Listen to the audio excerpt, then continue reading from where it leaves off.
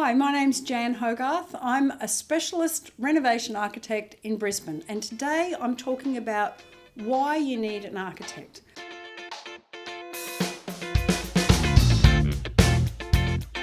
What do you need an architect for? If you're thinking of renovating your house, you might need an architect, you might just get someone to draw up plans. But the reason that you might need an architect is because it's complicated.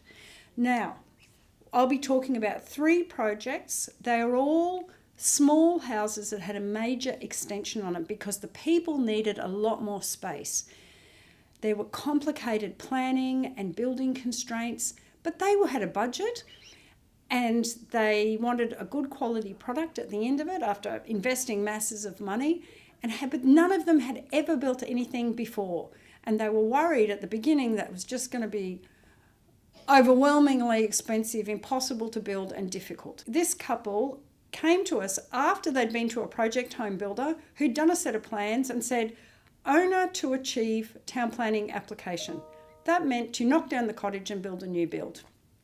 And they were just going to cut the site and put a house on it. Small problem. It's a character house in a character area on a small lot area. There is no way that the Brisbane City Council is ever going to let them demolish that house. And it's in a flood zone and the project home builders had put a garage on the ground floor. Also not legal. So they had just wasted all this money giving it to the project home builder unsuccessfully. Here's the original house. It's old, it's small. Underneath, there's a old sewer line that went through here. Flooding comes up to here.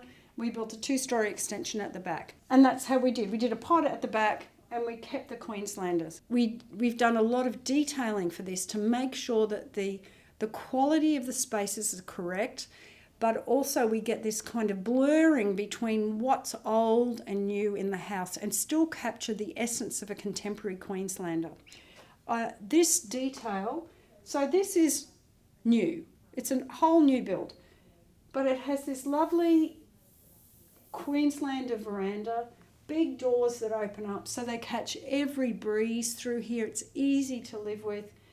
And we've kept there's the roof of the old house. It looks out over the park and they actually picked up city views as well.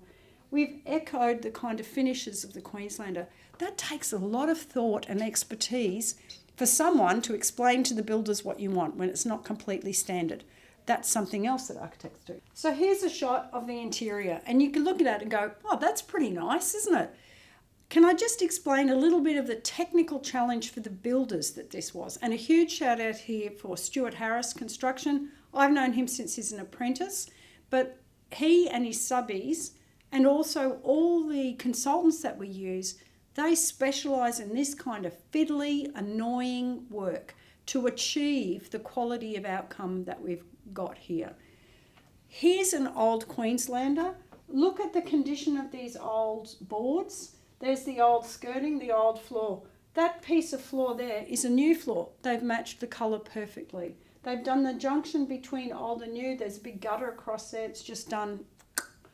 There's a staircase running through here so that even though it feels open and flowing, the detailing of this, which we took time to do, and they've done it in a beautiful way, doesn't block your view. It all just feels like one big space. And they've just done these really effortless little clips on the glass, polished concrete floor, fireplace, and you just look right through at the new build. One of the things that we've tried to do here, because these houses are narrow, they wanted a proper living room. So we've done this upstand here on the kitchen, which hides all the mess behind, of course, but also creates a back for this living room. So you've got a proper living room and a fireplace, proper dining room.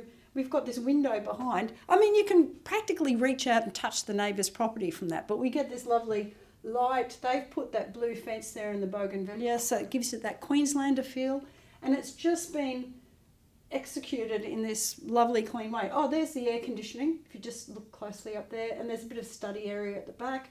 All just pulls together in this very tidy way. Hard to do in a kind of clean, easy way, so it just appears effortless. I've said that one was complicated, but wait, here's something that's even more complicated. This is a cottage. These guys got this house cheap after it got flooded because it backs onto a creek. They're a young couple with young children, like 2 and 4. Sorry, I just think, look at this, I start to twitch. It's a small lot. It's a small lot. It backs onto a creek. It's a character house in a character area. If we raise the house, we can't raise the house because it's all flooding.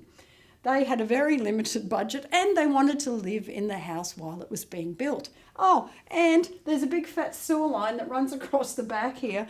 So we had to have a build over sewer application as well, which means you have to be very careful about where you dig into the ground there. Oh, and the ground, of course, because it's beside the creek, isn't really ground. It's more like custard. The only good thing is that this tree isn't protected. Yes. It was a challenge, let's say. This is how we ended up. They needed more living spaces. They needed a new kitchen, living, dining room, and they wanted an extra bedroom so they could leave the kids downstairs and put themselves upstairs. We did not touch the cottage. We just kind of painted it and tidied it up, left it in the same place, and put this extension on. There's the old cottage. You just kind of walk through the cottage. We painted it a bit. When I say we painted it, they painted it themselves and polished the floors, and you walk through to the back. It's up a bit to get above the floods, and you open into kitchen, living, dining room area. That's an IKEA kitchen that they assembled themselves. Well, they almost extended it themselves, but they had to get some help from the builders. They laid their own tiles, they did their own painting. That's a vinyl floor. All of these things are completely standard to just keep a lid on the cost. There's the deck, there's the park. That's the whole reason that you would live there. You can't be built out. There's a gigantic park that runs along this creek. It's just living the dream. Okay, but from an approvals point of view, we had to... so they lived in the house. The builders built the pod. They finished the pod. Their family moved in there. And then the builders moved back into the house and did that up. It was actually quite difficult to get a builder who even wanted to touch this place. The level of a constraint, just as the builders were starting, there was a flash flood. They had a metre of water through this property that just came up one afternoon and went down again, just as they wanted to dig the footings. It just was like slop going down. Awful. It was an awful site to build on.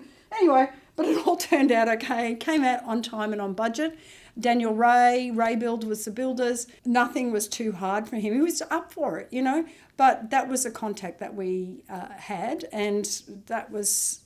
So the whole process, it got through town planning in 6 weeks. It wasn't an issue. There was no complaints from the neighbours. It came in on budget. We had a fancier version of it. We cut that out. We still got it to work.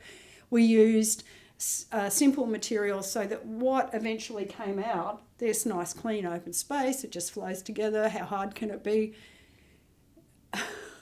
It's like seeing someone do a double backflip in front of you and you're going, that is so hard to do well, and we're really proud that that's exactly what happened. It's complicated.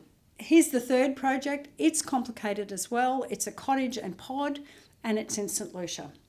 Now, the owners of this place had teenage sons. They've been living in this place for 20 years. They don't want to move. It needs a lot of TLC, and the main thing they needed was extra space. They needed a new kitchen, living, dining room. They needed an extra bedroom. They needed some parking spaces. At the moment, it just had one car park. In the 20 years that they've been there, there's no street parking. You can't have a friend over because they have to walk for a block. This house was in such poor condition. It had got to the point when you couldn't actually invite friends over. It was starting to get a bit embarrassing. But they had a limited budget. Now this one came to, and the block, steep side, look at that. It's falling through here. The water from this building and the suburb just kind of flows down through this property. He's a hydraulic engineer, so he's well aware of those problems. There'd been a previous architect involved with this who said, lift the house, dig in underneath, but they'd put bedrooms down in here. What's that got going for it? Nothing very much. If you lift this house, they'd have to replace all the windows in it to get approval for it. So just leaving it in the same spot saved a lot of money. Anyway, let's go and have a look at the site. Yes, the water flows in here. We put a gigantic drain along the back here. All we put underneath here is the garage, and we built a new, as simple as we could get it, slab on ground, 2-story block out the back. Oh, the other thing is they were trying to save cost when they moved out during construction. So they kept their furniture locked up in the bedrooms in here, just saved on, storage fees. And this is what we ended up building. It's a pretty simple standard new build.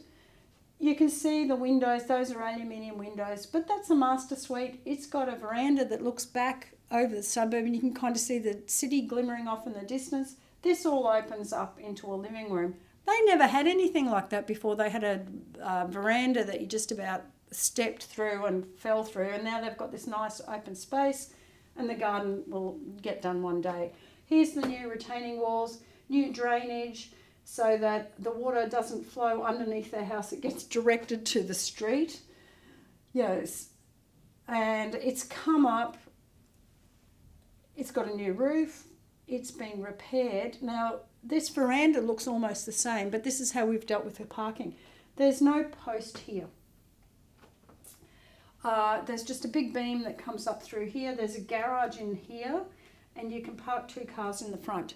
So that gives you 3 street parkings if you need to. The other thing is they really loved the cottage. They wanted to stay a cottage, and when you walk past this house, it just looks like a nice cottage. And there's the front door there. You go up some steps and you end up in the back of the house. It's pretty plain and nothing particular to see. How hard can that be? But to get that kind of complexity to all pull together in a simple way was a challenge. We also had a great builder on this, Greg Watson of Tom Ryan Builders, and his team. They just handled it all, no trouble. There were some challenges, there always is in construction, but it pretty much came in on time and on budget without any variations. And the owners moved back in, and it's a pretty happy place now.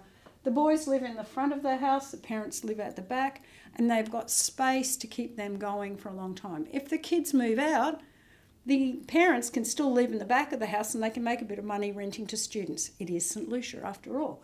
So that can be a self-contained area as well. So that they've made sure that they've tackled the long-term value of this expensive renovation, knowing that it's going to last them out. So that's been a worthwhile exercise as well. What do you need an architect for? If it's complicated and you have got layers of complexity, small lot, character, flood, build over sewer, overland flow, you've got a budget, you want to deal with time pressures, you've got a style idea, all of the above, you want to make sure that you're getting value for the process.